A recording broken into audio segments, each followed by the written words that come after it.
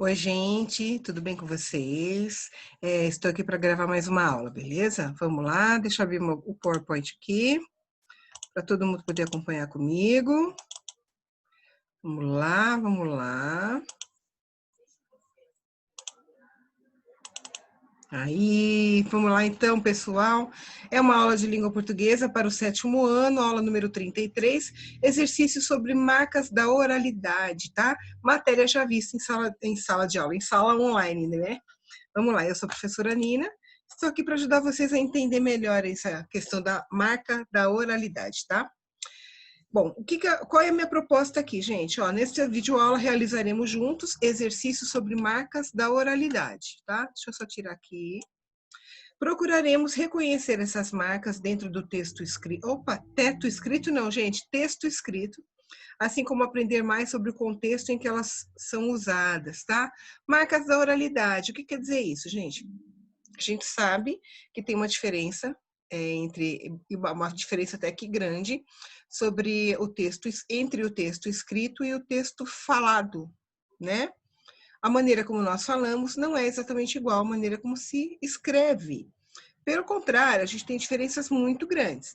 Então, tem algumas características que são da fala, que às vezes são reproduzidas dentro do texto escrito, né? Normalmente essas marcas não podem existir, mas em algumas situações elas são admitidas. Por exemplo, vamos supor que eu vou fazer um livro em onde um dos meus personagens é uma pessoa do interior bem caipira, uma pessoa que fala com bastante sotaque, palavras erradas, assim, dentro da norma padrão, palavra errada.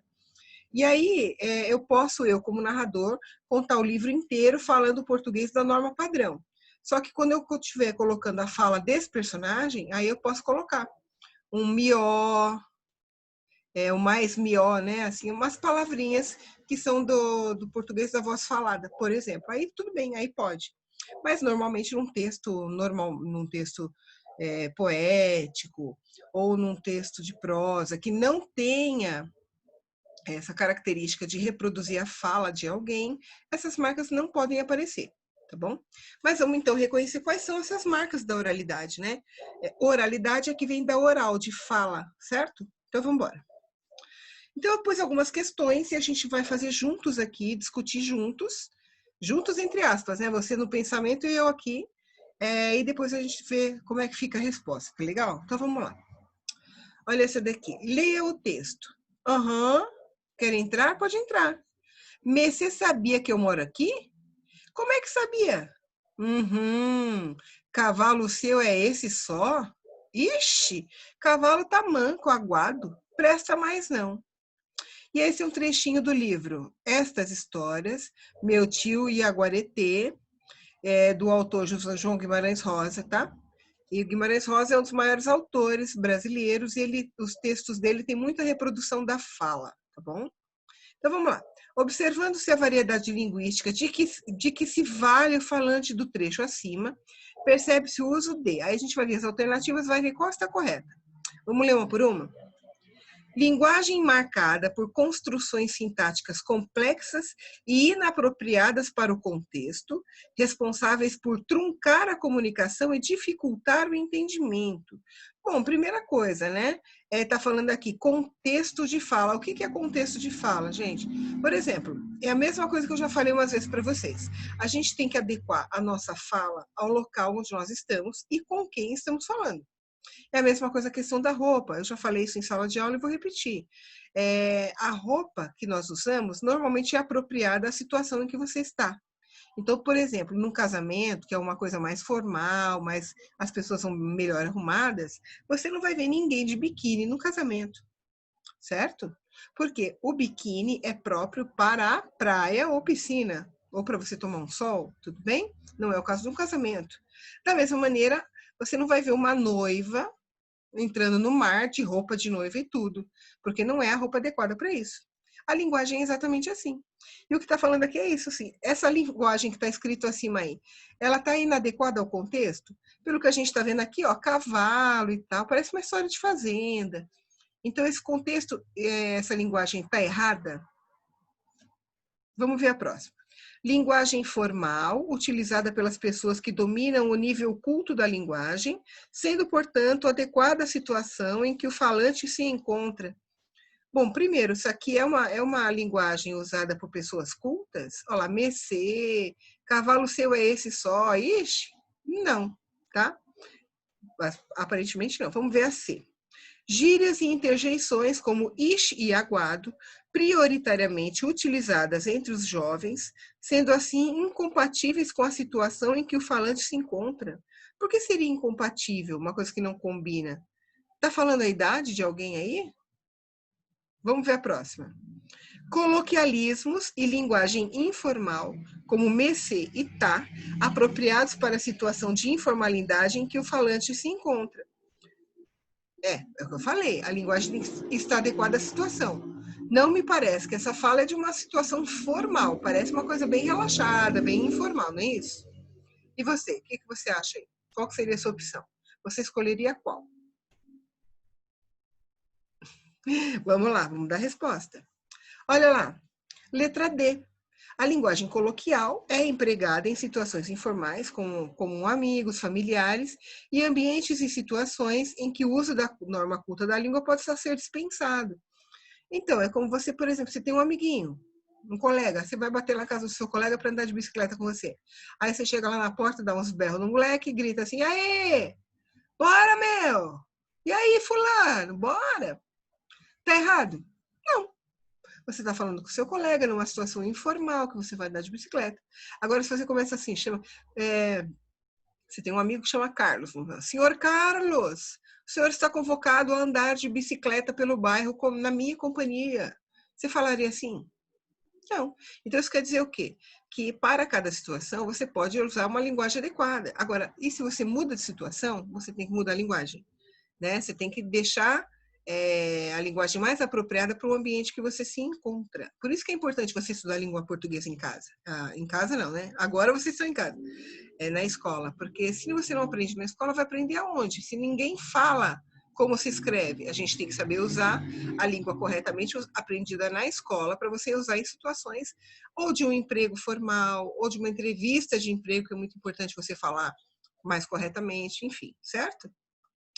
2. Ao fazerem uso da linguagem coloquial, os falantes utilizam linguagem formal, padrão da língua, porém escrita da mesma forma como é pronunciada pelos falantes. A gente escreve do jeito que fala? Tá meio estranho isso aqui. Vamos ver a B. Linguagem informal, neologismos, siglas e gestos. Isso falando da linguagem coloquial, né? Linguagem informal, neologismo, siglas e gestos. Gestos? A gente está falando de linguagem coloquial, a gente está falando da fala, será? Vamos ver a C. Linguagem informal, gírias, estrangeirismos, abreviações e palavras que não se relacionam à norma culta da língua. Sabe o que é estrangeirismos, pessoal?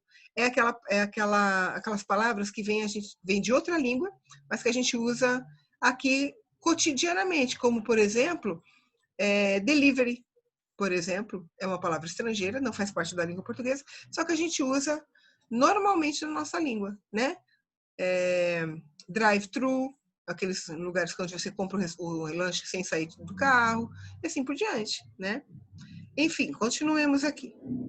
D. Linguagem não verbal, como gestos, mímicas e desenhos. Quer dizer que a linguagem coloquial é isso? Uma linguagem que você não fala, você só usa gestos, mímica e desenho? Será? Vamos na E. Linguagem verbal escrita a partir de siglas e abreviações. A linguagem coloquial, gente, é aquela normalmente usada no dia a dia das pessoas. É aquela que a gente fala quando não está se preocupando em falar de acordo com a norma ali culta, né? Que você fala com seu amigo, com sua mãe, com sua tia. Vamos ver a resposta? É a C, pessoal. Olha lá. A linguagem coloquial, também chamada de informal ou popular, é utilizada pelos falantes cotidianamente, ou seja, todo dia você só usa esse tipo de linguagem, né? A coloquial é a mais relaxada, aquela que você não tem preocupação em falar totalmente correto.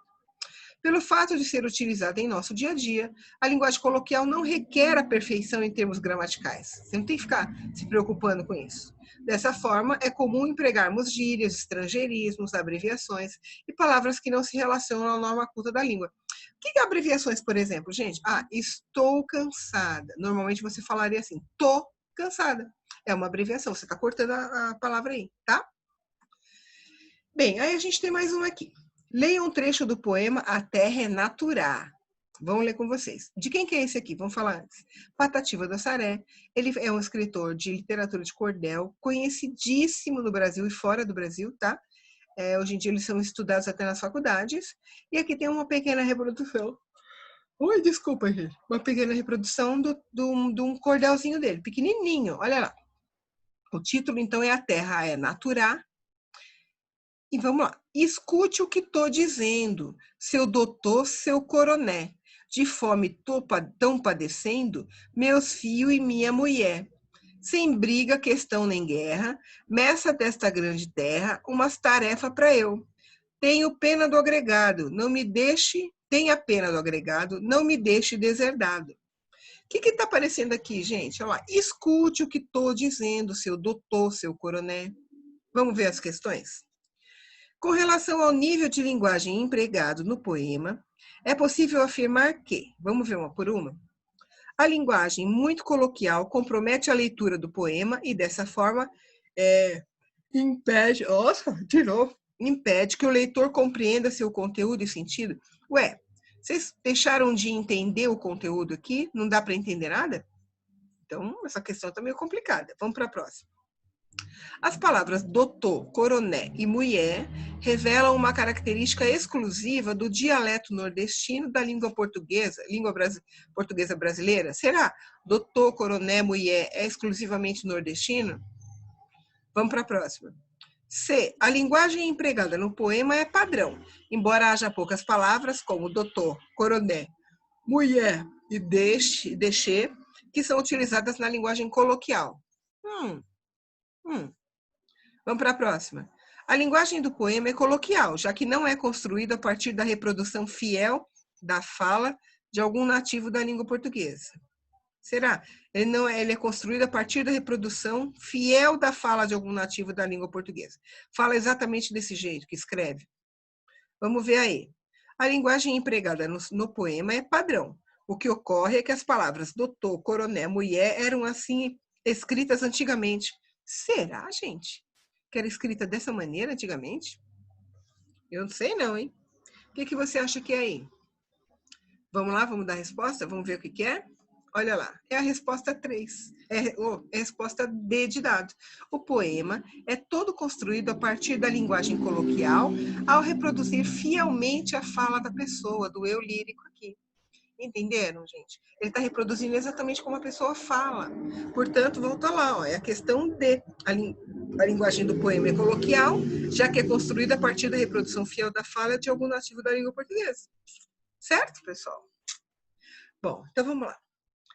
O texto abaixo não está de acordo com a norma padrão da língua portuguesa, pois possui marcas da oralidade. A oralidade, tudo isso que a gente já viu. Vamos identificar então essas marcas, gente? Olha lá. Mãe. Tá escrito correto? Não tá faltando nada aí? Tá faltando acento, hein? Não consegui terminar de lavar a louça, porque tive que ir para a aula de natação. Olha, não tem ponto. Não quis acordar a senhora para avisar com Z, mas quando eu aí termino de lavar a louça. Irei passar na padaria para pegar aquele pão quentinho que a senhora gosta. Ah, o pai avisou que chegará mais cedo. Beijo do seu filho. Gente, está exatamente escrito de acordo com a norma padrão? O jeitinho exato que a gente teria que aprender na escola a escrever corretamente as palavras? Ou ele tem algumas coisas de marcas de oralidade? Então, vamos lá. Esse texto eu escrevi agora, então, da maneira mais adequada à norma da língua, tá? E aí algumas pequenas modificações acabam acontecendo, né? Vamos ver. Mãe, agora com acento. Não consegui terminar, porque lá estava assim, olha lá, gente, terminar. Olha lá, terminar. Não consegui terminar de lavar a louça, porque tive que ir para a aula de natação. Ponto. Lá não tinha. Não quis acordar a senhora para avisar, agora é um avisar certo com S, não com Z, mas quando voltar, eu termino de lavar a louça. Olha como está diferente lá. Não quis acordar a senhora para avisar com Z, mas quando aí eu termino de lavar a louça. Tá vendo? Tudo esquisito. Irei passar na padaria para pegar o pão quente que a senhora gosta. Ah, o pai avisou que chegará mais cedo. Tá vendo, gente? Algumas pequenas modificações, mas agora já está de acordo com a norma padrão. E o outro já não estava. Então, na videoaula que eu dei para vocês, que eu passei, que eu postei a videoaula, tem uma listinha, vários itens, dizendo quais são as marcas da oralidade mais comuns. É o né, to, tá e outras coisas mais, né? Então, tem que ficar bastante atento a isso para vocês poderem reconhecer no texto. Beleza, pessoal? É isso então. Vamos ver mais uns exemplos? Olha só, tem uma listinha boa aqui, hein? Então, quando você fala assim, a pessoa pergunta assim, você foi na casa da sua tia? Aí você fala assim, então, eu não fui, porque a minha mãe... Aí você já começa, isso é uma marca de oralidade, tá? E olha, então, está bem, pois é, deixa lá, vá lá, diz lá, pronto, assim, assim, e tal, e tudo, não sei que, nem por isso, não dá para querer, não pode ser, não me digas. Quer dizer, bom, bom, aliás, então, logo, não, ou aham, em, digamos assim, ou melhor, em outras palavras, em termos, não é bem assim. Perdão, desculpe. Tudo isso aqui são algumas marcas de oralidade, tá? Agora tem um texto aqui, que é do Jô Soares, que na verdade, ele não tem mais nenhum programa na televisão, mas ele foi muito famoso há alguns anos atrás, tá? E ele escreveu assim, mas ele é um escritor, ele escreve muito bem. Ele escreveu da maneira como está aqui e ele tem um objetivo. Vamos ver. Pois é, o português é muito fácil de aprender, porque é uma língua que a gente escreve exatamente como se fala. Não é como o inglês, que dá até vontade de rir quando a gente descobre como é que se escreve algumas palavras. Em português, não. É só prestar atenção. O alemão, por exemplo, quer coisa mais doida?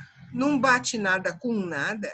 Até no espanhol, que é parecido, se escreve muito diferente. Que bom que a minha língua é o português. Quem souber falar, sabe escrever. Gente, será que aqui está escrito corretamente? Desculpa. A gente não falou que a linguagem escrita é diferente da linguagem falada? E aí?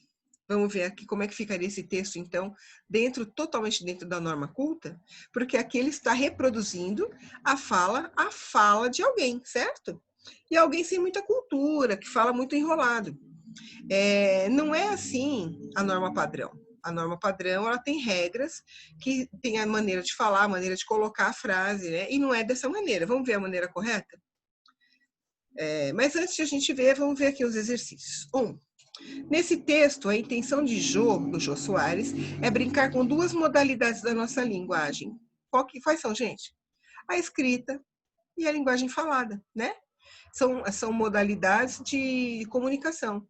A gente pode falar ou a gente pode escrever, tá? Então, é linguagem escrita e linguagem falada. Ele está brincando com a diferença entre elas. Qual a opinião de Jô sobre o uso delas no português? Ele acha que aprender português é fácil, porque a gente escreve do jeito que fala. Na verdade, ele está tirando um sarro, gente. É uma ironia isso daqui, tá? Mas a gente está falando que está lá no texto. 2. Na sua opinião, o texto de Jô se aproxima mais aos textos de língua falada ou escrita? Ele reproduz a fala, né? Então, olha lá, ele se aproxima mais da linguagem falada, porque tem várias palavras que estão em desacordo com a norma padrão. É o seguinte, pessoal, o que vale de verdade é você passar a sua mensagem. A comunicação ser feita. Se você falou, a outra pessoa entendeu, a comunicação se estabeleceu. O problema é que tem regras para algumas coisas. Então, a gente tem que saber essas regras. Não é só passar o que a gente quer. A gente precisa falar dentro da norma padrão. em pelo menos em situações em que isso é pedido, exigido, certo? Isso com seus amigos, você pode continuar falando mais relaxadamente, tá? Bom, tudo bem aí? Vamos ver então o texto do Jô reescrito, tá? A língua portuguesa, olha que diferença, gente. Olha lá, tava lá assim. Pois é, o português é muito fácil de aprender. Então vamos ver aqui. A língua portuguesa é muito fácil de aprender, pois é uma língua que se escreve exatamente como se fala. Não é como o inglês. Achamos engraçado quando descobrimos como se escreve algumas palavras. Em português, não. É só prestar atenção. O alemão, por exemplo, que coisa mais estranha. A linguagem falada não é nada parecida com a linguagem escrita.